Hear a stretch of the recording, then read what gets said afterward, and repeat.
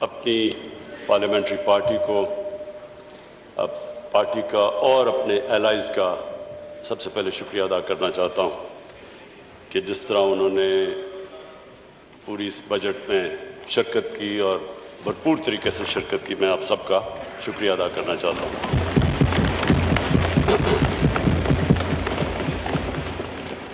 Speaker صاحب، اس کے بعد میں آج اپنی جو میں نے بجٹ کی تقریر کرنی ہے اس سے پہلے میں آج دعوت دینا چاہتا ہوں اپوزیشن کو اس چیز پہ، نو کراس ٹاک پلیز، اس چیز پہ کہ اس ملک میں 1970 کے بعد سارے الیکشنز کنٹروورشل ہوئے ہیں اور ابھی بھی بائی الیکشن سینٹ اس میں بھی کنٹروورسی ہو گئی۔ تو ہم نے بڑی کوشش کی ہے یہ 2 سالوں کے اندر کہ ہم کیا ریفارمز کر سکتے ہیں کہ پاکستان میں بھی الیکشنز ایکسپٹ کرے، جو بھی ہارتا ہے وہ ایکسپٹ کرے الیکشنز کو۔ تو اس میں ہم نے پوری ریفارمز تجویز دی ہیں، 1 سال سے پڑھی ہیں، اس کے اوپر کوئی اپوزیشن کی ابھی تک ڈبیٹ نہیں ہوئی۔ تو میں ان کو ریکویسٹ کروں گا کہ یہ تو کوئی گورنمنٹ اپوزیشن کی بات نہیں ہے، یہ تو پاکستان کی ڈیموکریسی کی فیوچر ہے۔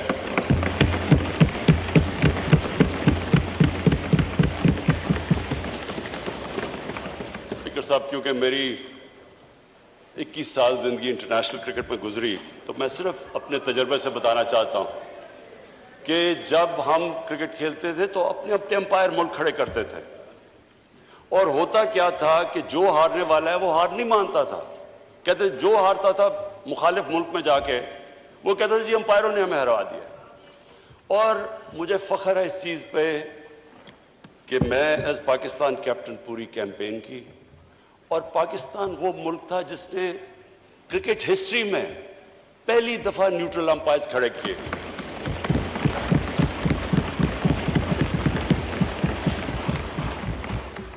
اور آج دنیا کی کرکٹ میں نیوٹرل امپائرز بھی ہیں، ٹیکنالوجی بھی ہے، اور جو ہارتا ہے وہ سب مان جاتے ہیں ہار۔ یعنی سارا جو کرکٹ کے اندر جو فیئرنس تھی وہ اس لیول پہ ہے کہ اب یہ ایشو ختم ہو گیا امپائرنگ کا۔ میں یہی ریکویسٹ کرتا ہوں کہ اب ٹائم آ گیا ہے کہ ہم بھی الیکشن لڑیں اور کسی کو یہ فکر نہ ہو کہ جی مجھے کوئی دھاندلی سے ہرا دیا جائے گا۔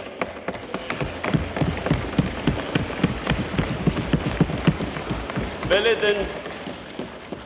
دن میں نے تقریر کرنے کی کوشش کی، اپوزیشن نے نہیں کرنے دی، اور انہوں نے کیا کہا؟ انہوں نے کہا جی الیکشن ٹھیک نہیں ہوئے۔ جب الیکشن ٹھیک نہیں ہوئے تو بتانا تھا کہ کس طرح ٹھیک نہیں ہوئے۔ جب ٹرمپ نے کہا کہ الیکشن ٹھیک نہیں ہوئے تو ان کے میڈیا اور پبلک نے کہا کہ ثبوت دو کہ ٹھیک نہیں ہوئے۔ ہم نے جب 2013 کے الیکشن میں کہا ٹھیک نہیں ہوئے تو ہم نے 133 میں سے 4 حلقے ڈیمانڈ کیے تھے کہ ان کی رینڈم آپ ان کی آڈٹ کر دیں، اگر یہ ٹھیک ہے ہم الیکشن مان جائیں گے۔ ہمیں نہیں، ان 4 حلقوں کو نہیں کھولا گیا۔ ایونچولی عدالت میں جا کے کیس لڑ کے 2-2.5 سال کے بعد کھلے، چاروں میں دھاندلی نکلی۔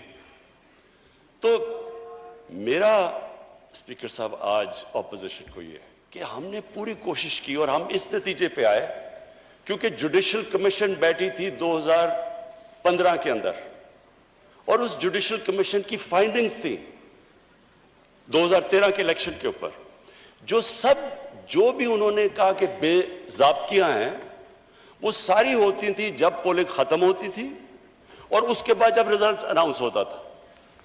تو ہم نے اس کے اوپر جو سب اپنی ڈسکشن کر کے ایک نتیجے پہ آئے کہ اس کا صرف ایک راستہ ہے، ای وی ایم مشینز۔ وہ کیوں ہیں؟ کیونکہ ای وی ایم مشین جیسی الیکشن ختم ہوتا ہے بٹن دبتا ہے رزلٹ آ جاتا ہے۔ تو وہ جو سارا پیریڈ ہے اس کے بعد جدھر ڈبل سٹیمپس ہوتے ہیں، جدھر وہ تھیلیاں کھلی ہوتی ہیں، وہ جو ساری چیزیں ہوتی ہیں وہ ساری چیزیں ختم ہو جاتی ہیں اگر آپ الیکشن ختم ہوتے ساتھ ہی رزلٹ آئے، اور پھر پیپر ٹریل ہو کہ جو بھی کوسچن کرنا چاہے تو اس کے پاس موقع ہو وہ جا کے کوسچن کر سکے۔ تو میں اگر ان کے پاس اپوزیشن کے پاس کوئی اور تجویز ہے تو ہم تیار ہیں سننے کے لیے۔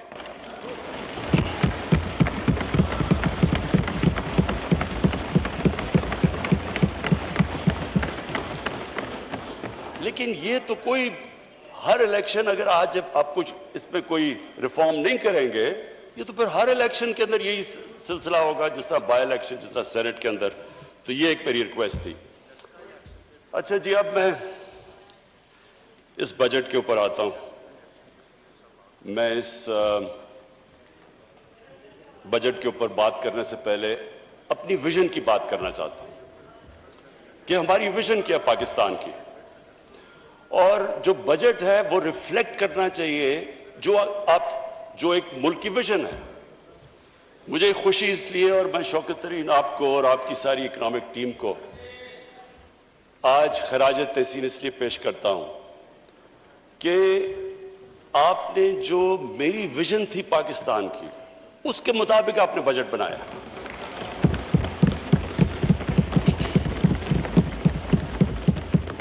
اسپیکر صاحب، جب ہم نے 25 سال پہلے تحریک انصاف کو اس کو شروع کیا پارٹی کو، تو ہماری جو موٹیویشن تھی، جو میری موٹیویشن تھی، وہ ایک ہی تھی جو کہ نظریہ پاکستان تھا. نظریہ پاکستان آبجیکٹو ریزولوشن کے اندر بڑا کلیئرلی ڈیفائنڈ ہے: اسلامی فلاحی ریاست. یہ جو اسلامی فلاحی ریاست ہے، یہ نظریہ جو ہمارے فاؤنڈنگ فادرز تھے انہوں نے مدینہ کی ریاست سے لیا، کیونکہ وہ دنیا کی پہلی فلاحی ریاست تھی.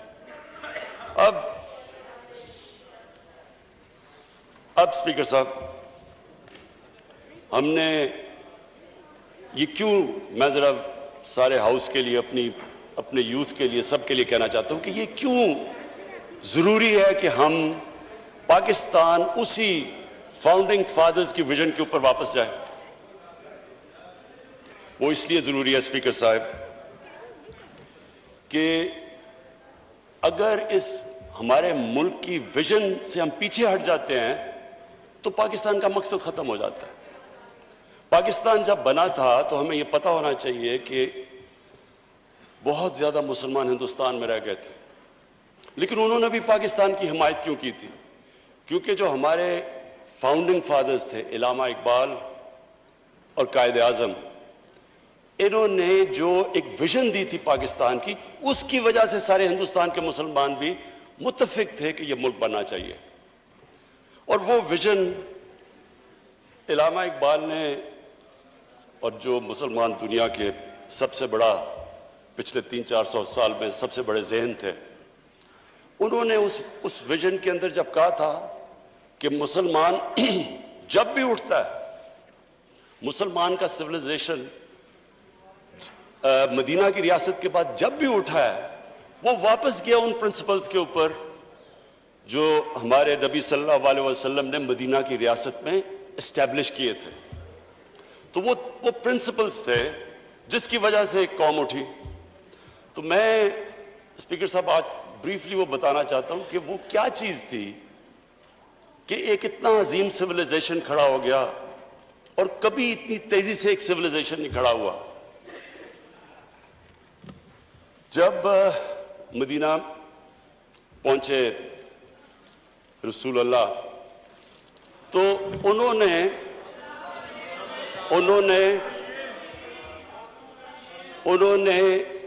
مدینہ کی ریاست میں جو پرنسپلز طے کیے، یہ دنیا کی تاریخ اس کی گواہ ہے کہ ان کے مدینہ کے آنے کے بعد 13 سال کے بعد جو ایک سپر پاور تھی وہ ان کے سامنے اس نے گھٹنے ٹیکے، بیزنٹائن ایمپائر، اور 14 سال کے بعد پرشین ایمپائر ان کے سامنے گھٹنے ٹیک گیا. یہ تاریخ کا حصہ ہے. اور اس کے بعد جو وہ سویلائزیشن انہوں نے سیٹ اپ کیا، وہ دنیا کا سب سے عظیم سویلائزیشن تھا. اس نے صرف یہ نہیں کہ وہ دنیا میں پھیل گیا، انہوں نے جو سویلائزیشن سیٹ اپ کیا اس کی وجہ سے جو آج ماڈرن دنیا بنی ہے، وہ اس سویلائزیشن نے سارے جو گریک فلسفیز جو دنیا میں، جو ہندوستان میں فلسفیز تھی، ان کی ٹرانسلیشنز کی، ان کو ڈیولپ کیا. ہر فیلڈ میں وہ آگے نکلے، سائنس میں، میڈیسن میں. اور اس کے بعد وہ جب بعد میں ہمارا جب سویلائزیشن نیچے گیا تو یورپ نے ٹیک اوور کر لیا. تو وہ کیا اصول تھے؟ وہ 3 اصول تھے، اور جو ہم نے اپنی پارٹی بنائی 25 سال پہلے تو ہم نے وہ 3 اصول رکھے: انصاف، انسانیت اور خودداری۔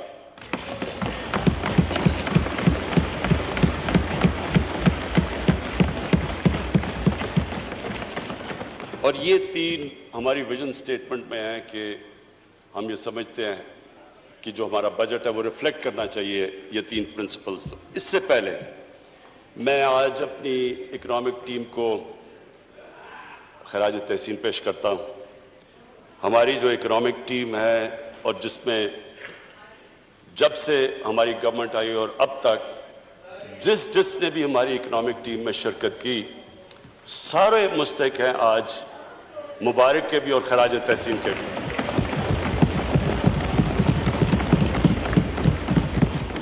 اس ہال میں ہمارے اسپیکرز نے سب نے بتایا کہ کس طرح کا پاکستان ہمیں ملا۔ جب ہماری گورنمنٹ آئی تو جو سب سے بڑے ہمیں پرابلم تھا، وہ جو ٹرم استعمال کرتے ہیں کرنٹ اکاؤنٹ ڈیفیسٹ۔ جو کرنٹ اکاؤنٹ ہے، وہ میں عام لوگوں کے لیے سمجھانے کے لیے کہ کرنٹ اکاؤنٹ کا مطلب یہ ہے کہ ملک میں ڈالرز کتنے آ رہے ہیں اور ملک سے باہر کتنے ڈالرز جا رہے ہیں۔ اس کا پاکستان کی تاریخ کا سب سے بڑا ڈیفیسٹ تھا۔ اس کا مطلب یہ کہ ہماری جو کرنسی تھی وہ خطرے میں تھی، کیونکہ اتنا بڑا جب خسارہ تھا، ڈالرز کی کمی تھی، تو ڈالرز نے اوپر جانا تھا، کرنسی نے ڈی ویلیو ہونا تھا۔ اس کے لیے جو سب سے بڑا ہمیں آتے ساتھ ہی سروائیول کا جو شروع میں پیریڈ تھا، ہم سب نئے تھے، ٹیم نہیں تھی، تجربہ نہیں تھا، تو اس کے اندر اتنے بڑے کرائسس میں اس لیے اپنی ٹیم کو خراج تحسین پیش کرتا ہوں کہ ہم نے بڑے مشکل قدم اٹھائے اپنی اکانومی کو سٹیبلائز کرنے کے لیے۔ تکلیف دہ تھے، اور اسپیکر صاحب وہ تکلیف دہ ایسے تھے کہ آپ ایک ملک اگر گھر کی مثال لے لیں، میں سب کے لیے ایک آسانی پیدا کرنا چاہتا ہوں کہ ہمارے سارے جو بھی آج دیکھ رہے ہیں سب کو سمجھ آ جائے کہ وہ کیا مشکل تھی پاکستان کو۔ ایک گھر مقروض ہو جاتا ہے، آمدنی اور خرچے میں بڑا خسارہ ہو جاتا ہے، کرایہ دار آ رہا ہے، لوگ آ رہے ہیں پیسے مانگنے کے لیے، قرضے لیے ہوئے ہیں، تو وہ گھر کیا کرتا ہے؟ وہ صرف دو چیزیں کر سکتا ہے: اپنے خرچے کم کرتا ہے اور اپنی آمدنی بڑھانے کی کوشش کرتا ہے۔ تو جب وہ اپنے خرچے کم کرتا ہے، تکلیف ہوتی ہے گھر کو۔ خرچے جب کم کرتا ہے، اگر آپ کے بچہ ایک اچھے سکول میں جا رہا ہے، اس کو آپ کو نکال کے دوسرے اس سکول میں گورنمنٹ سکول میں ڈالنا پڑتا ہے۔ اگر آپ کا گاڑی ہے تو موٹر سائیکل ہو، اگر موٹر سائیکل ہے تو سائیکل لینا پڑتا ہے۔ وہ جو بھی گھر اس سچویشن میں ہوتا ہے، اس کو اس مشکل وقت سے گزرنا پڑتا ہے جب تک اس کی آمدنی اوپر نہیں آتی۔ تو ہمارے لیے وہ مشکل فیصلے کرنے تھے، لوگوں کو تکلیف ہوئی، عوام بڑی مشکل سے گزری، اور کئی ابھی بھی گزر رہے ہیں۔ لیکن اس کے علاوہ جب ایک ملک مقروض ہو جائے اور جب ایک ملک اس مشکل میں پڑ جائے، اس کے علاوہ دوسرا اور کوئی راستہ نہیں ہے اس کا۔ کوئی بھی ملک لے لیں، جب ترکی میں پرائم منسٹر تب اردوغان آئے تو ان کو بھی جب ترکی کو وہ بھی قرضے میں ڈوبے ہوئے تھے، ان کو بھی IMF کے پاس جانا پڑا، لیکن وہ بھی 2-3 سال مشکل وقت سے گزرے۔ تو مجھے آج یہ خوشی ہے کہ ہماری اکنامک ٹیم نے جس طرح کے فیصلے کیے، جس طرح ہم وہ چیلنجز لیے اور جس طرح ان چیلنجز سے نکلے۔ ایک تو اکنامک چیلنج تھا، دنیا میں باہر گئے، پیسے اکٹھے کرنے کی پوری کوشش کی۔ میں آج پھر اپنے وہ ملکوں کا شکر گزار ہوں جس طرح UAE نے ہماری مدد کی، سعودی عربیہ نے ہماری مدد کی، چائنا نے ہماری مدد کی۔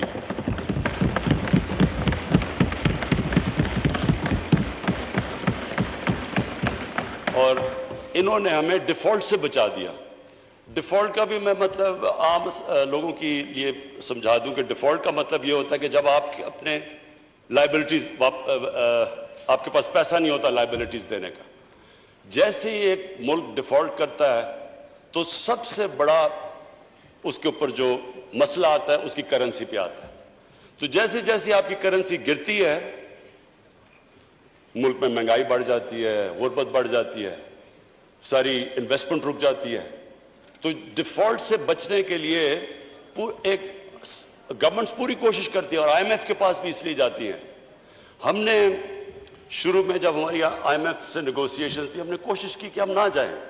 ہم نے کوشش کی کوئی اور کوئی طریقہ نکلا ہے کیونکہ اتنا بڑا خسارہ تھا $20 ارب کا. جو آئی ایم ایف کنڈیشنز لے رہی تھی وہ بڑی مشکل تھی، اس سے لوگوں کو بڑی تکلیف ہونی تھی. اس لیے ہم کوشش کرتے رہے کہ ہمیں کوئی اور سورسز سے پیسہ مل جائے، لیکن آخر ہمیں جانا پڑا. اور آئی ایم ایف کی جو کنڈیشنز تھی وہ مشکل تھی اور اس سے عوام کو تکلیف تھی. اب اس چیلنج سے نکل ہی رہے تھے، کرونا آ گیا. اور کرونا کے اندر ساری دنیا کے اندر جو اگر آپ دیکھیں کہ جو امپیکٹ پڑا ہے کرونا کا ان کی اکانومی کے اوپر، ساری دنیا کے اوپر امپیکٹ پڑا. تو ایک اکانومی جو پہلی تکلیف میں تھی اس کے اوپر سے کرونا آ گیا. میں آج پھر سے میں پہلے بھی ان کو خراج تحسین پیش کر چکا ہوں اپنی این سی او سی اسد عمر آپ کی اور آپ کی ٹیم کو.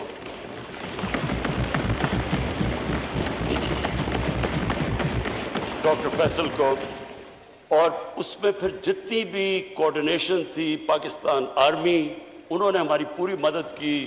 ہم نے انٹیلیجنس پوری ان سے لی.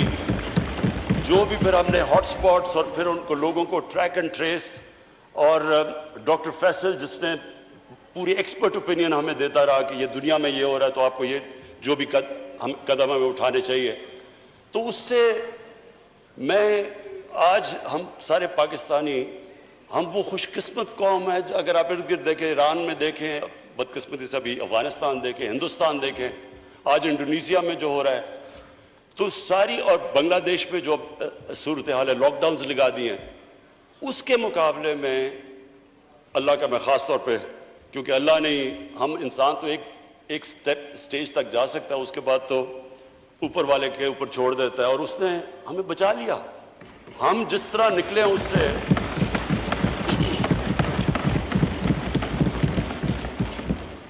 اور میں صرف ایک چیز کہوں گا کہ میرے خیال میں، یہ میرا ایمان ہے اللہ پہ کیونکہ وہ غریب کی آواز سنتا ہے، ہم اس لیے بھی بچے کہ ہم نے بڑی جلدی یہ فیصلہ کیا کہ ہم پورا لاک ڈاؤن نہیں لگانے لگے.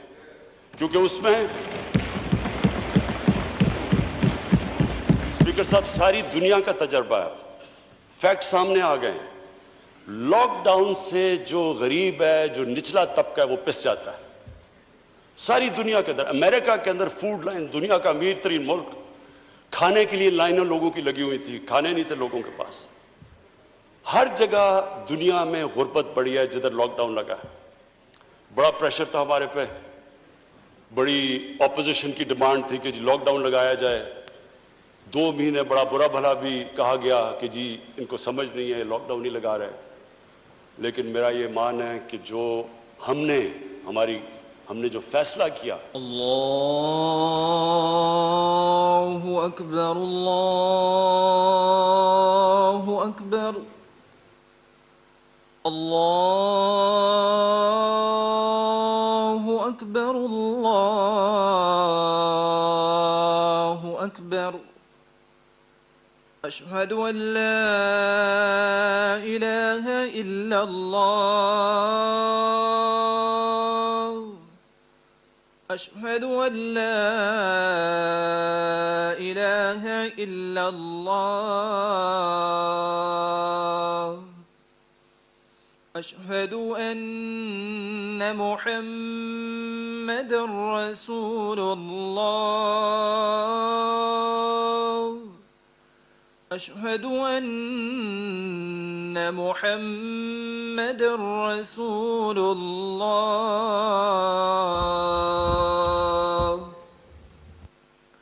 حی علی الصلاة،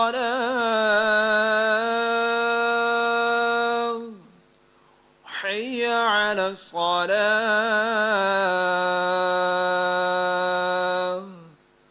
حی علی الفلاح،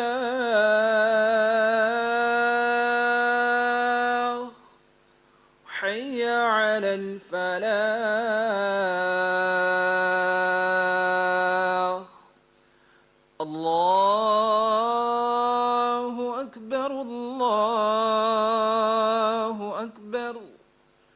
لا إله إلا الله. جناب عمران خان صاحب پرائم منسٹر. جی اسپیکر صاحب، جو فیصلہ کیا ہم نے یہ سوچ کے کہ جو ہمارا دہاڑی دار ہے، ہمارے مزدور، ہمارا ڈیلی ویجر جو کہ ویکلی ویجر، وہ گھر میں کھانا ہی تب آتا ہے جب اگر وہ مزدوری کرے. ہم نے جو بڑی جلدی فیصلہ کیا کنسٹرکشن کھولنے کا، اور پھر جو اپنا سارا ایگریکلچر سیکٹر تھا اس کو ہم نے پوری طرح کھولنے کی کوشش کی جلدی سے جلدی.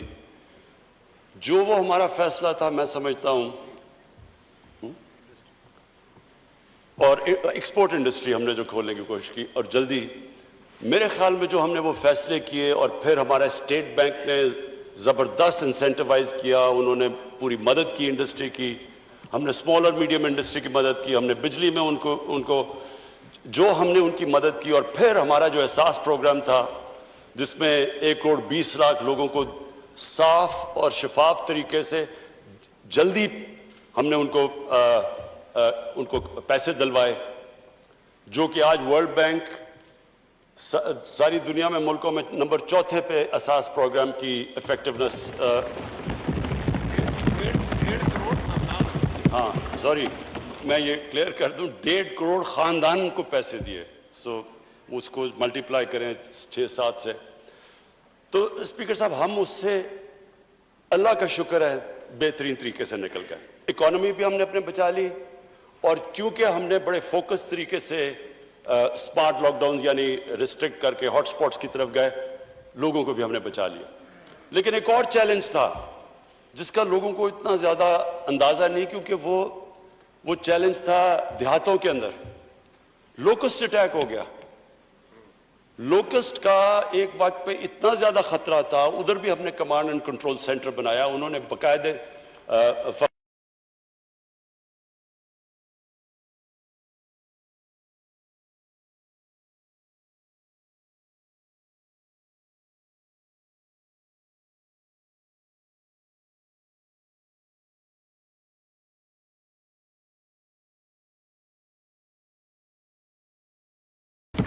تو اسپیکر صاحب،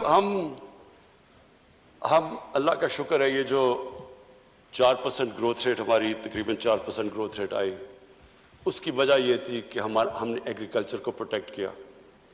ایگریکلچر کے اندر ریکارڈ اس باری فصلیں آئیں، گندم کی، چاول کی، مکئی کی ریکارڈ فصلیں آئیں. اور جو گنا تھا اس کی بھی سیکنڈ ہائیسٹ اس کی بھی پیداوار ہوئی اس باری. اور اس کی وجہ سے ایک ساری اکانومی اٹھی.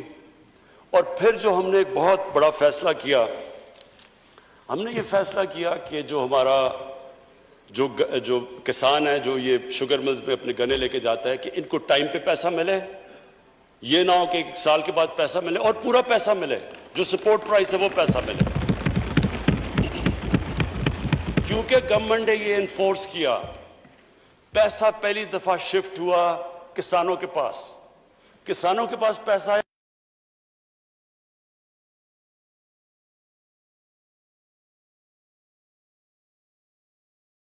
کہ کسانوں کے پاس پیسہ آیا اور وہ پیسے کو انہوں نے ری انویسٹ کیا.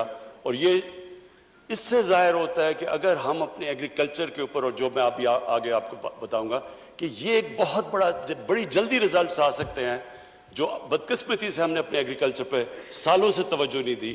یہ ایک سیکٹر ہے کہ اگر ہم اپنے کسان کا دھیان رکھ لیں تو یہ آپ کے سامنے ہے. ابھی بھی یہ جو ریکارڈ پیداوار آپ کے سامنے ہے. پھر ہماری ایکسپورٹ انڈسٹری، اس کو انسینٹیوائز کیا، اور مجھے بڑی خوشی ہے کہ یہ اس 1 سال کے اندر 17% ہماری ایکسپورٹس بڑھی.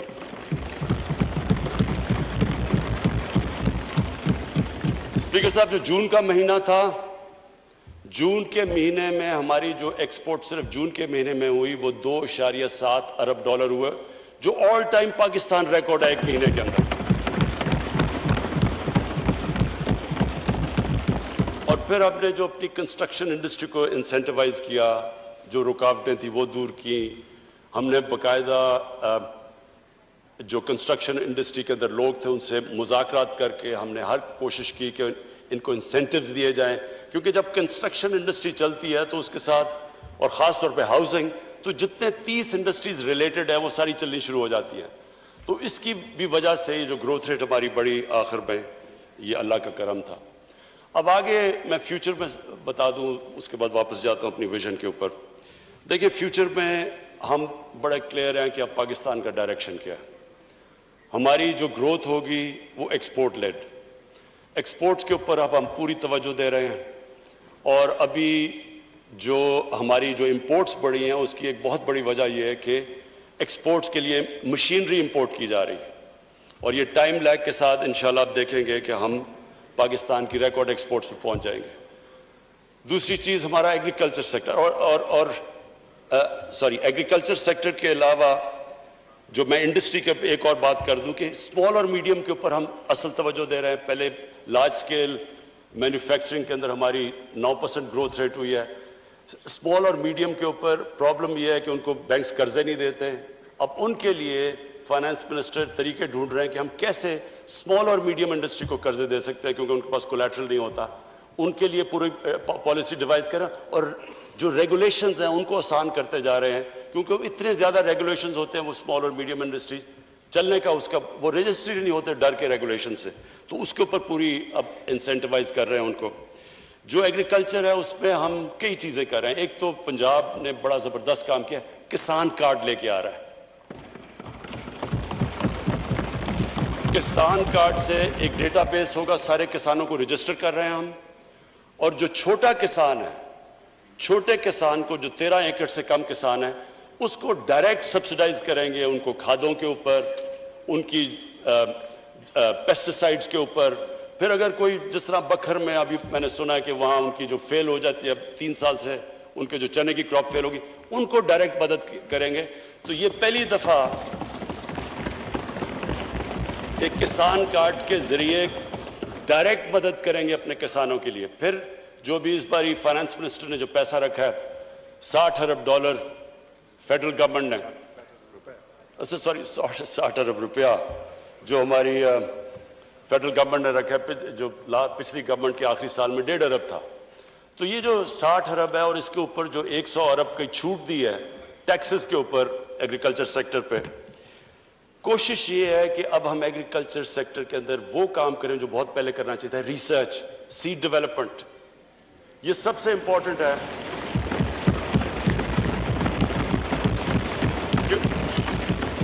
کیونکہ ہماری پروڈکٹیوٹی اگر آپ دوسری دنیا کے ملکوں سے دیکھیں تو پاکستان تقریباً سب سے کم پروڈکٹیوٹی ہے ہماری. تو بڑی جلدی اگر ہم اس پہ کام کر لیں تو جس طرح اس بار ریزلٹس آئے ہیں، اور ہمارا آگے مسئلہ بھی فوڈ سیکیورٹی کا ہے کیونکہ ہم اب فوڈ امپورٹر بن چکے ہیں. گندم بھی ہمیں امپورٹ کرنی پڑ رہی ہے، چینی بھی امپورٹ کرنی پڑ رہی ہے، ہمیں دالیں امپورٹ کرنی پڑ رہی ہیں، اور ایڈیبل آئل تو خیر پہلے بھی ہم امپورٹ کرتے تھے. تو اب ہماری کوشش یہ ہے کہ ان کی پہلے تو اپنی پیداوار بڑھائیں تاکہ آگے بڑھتے ہوئے آبادی کے لیے ہم فوڈ سیکیورٹی پرووائڈ کریں، لیکن اس کے علاوہ اپنی پروڈکٹ، اس کے علاوہ جو کسان ہیں اس کو ڈائریکٹ چھوٹے کسان کو سبسڈائز کریں کیونکہ اصل ہمارا 70% تو چھوٹا کسان ہے اور اس کا سب سے بڑا پرابلم ہوتا ہے اس کے پاس پیسہ نہیں ہوتا، وہ آڑتی سے پھنس جاتا ہے. اور اس کی ہم نے کسان کی اور مدد کرنے کے لیے کیا فیصلہ کیا، کسان مارکیٹس. یہ چائنا سے ہم نے دیکھا ہے کہ انہوں نے ورچوئل مارکیٹس بنائی ہوئے ہیں جو کسان اور ہول سیلر یا ریٹیلر کو وہ اکٹھا کر دیتے ہیں. وہ ڈائریکٹلی کسان سپلائی کرتا ہے ریٹیل کو، اس کو لوگوں کو بھی سستی چیزیں ملتی ہیں، بیچ میں جو مڈل مین اڑ جاتا ہے، اور کسان کو بھی اونچی پرائس ملتی ہے.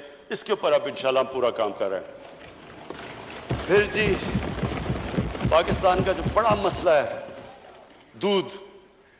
اب دودھ ایک ایسی چیز ہے جو کہ ایک بچوں کے لیے سب سے امپورٹنٹ نیوٹریشن ہے، پروٹین ہے. اب مسئلہ یہ بنا ہوا ہے، کیلشیم ہے. پرابلم ہمارا یہ ہے کہ جو کھلا دودھ بکتا ہے وہ زیادہ تر کنٹامنیٹڈ ہے، اور پھر جب ہم ان کو جو کنٹامنیٹ دودھ کو ہٹاتے ہیں تو اس کی قیمت اوپر چلی جاتی ہے. تو ہم اس نتیجے پہ آئے ہیں کہ اس کا سب سے آسان طریقہ یہ ہے